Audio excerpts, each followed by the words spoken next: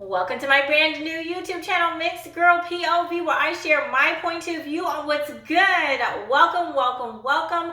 Thank you so much for tuning in. Please subscribe. Please hit that like button. Please comment in the comment section below. And also, please share this video. Let's grow together. Thank you so much. Quote, a Black Lives Matter march through Midtown Manhattan turns violent. End quote. Let's talk. That was from Brett Baer on his show called Special Report with Brett Baer that airs on Fox News. He was speaking of a march from just this past weekend in Manhattan.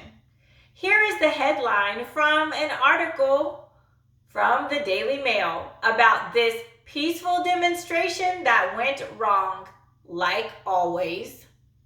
This is the headline, quote, violence erupts in Manhattan as BLM clashes with the NYPD. 11 protesters are arrested, 2 cops are injured, and gang of 15 activists attack photographer during chaos in Times Square. End quote. Whew.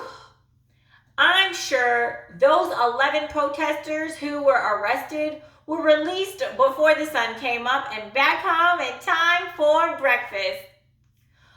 Or what do you think about this headline, also from the Daily Mail, dated January 21st of this year, about a, quote, BLM activist who plowed her car into Trump supporters in September is hit with additional charges for using stun gun on victim at rally and beating 2 men with a 4-foot pole during a previous march. End quote. I'll include the links to both of those articles in case you would like to check them out. BLM is still up to its old tricks. New tricks. I guess it's just how they roll. It appears that's how they like to roll. BLM protests turning violent seems to be the headline from many, or at least too many, of their gatherings. I thought they were supposed to be a peaceful bunch. I thought they were supposed to be about positive things.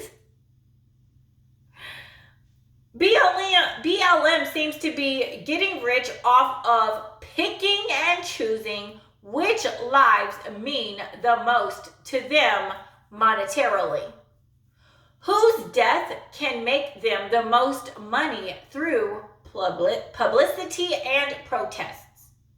One of my earliest videos titled BLM is a big fat joke. In that video, I called them out for their fakery. I'll include that link to the video down below in case you'd like to check it out. Today, I thought it was time to call them out again. This time for the violence and mayhem they appear to love to create.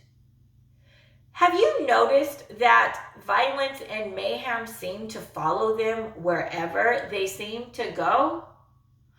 Why do people at times end up being assaulted? Why do buildings and cars end up in flames sometimes? Does anyone else besides those on the right wonder these things too? Why is it that people on the left never seem to notice the violence and mayhem that seems to follow them wherever they go? Why don't people on the left speak out against this violence and mayhem?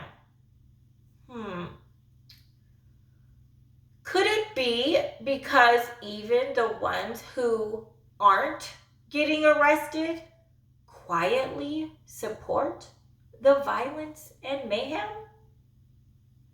They may not be willing to catch a case, but they are secretly inside happy beyond belief when they see BLM and Antifa creating the chaos, the violence, and the mayhem.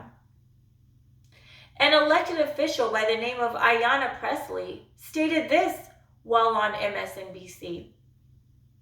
Quote, "There needs to be unrest in the streets for as long as there's unrest in our lives."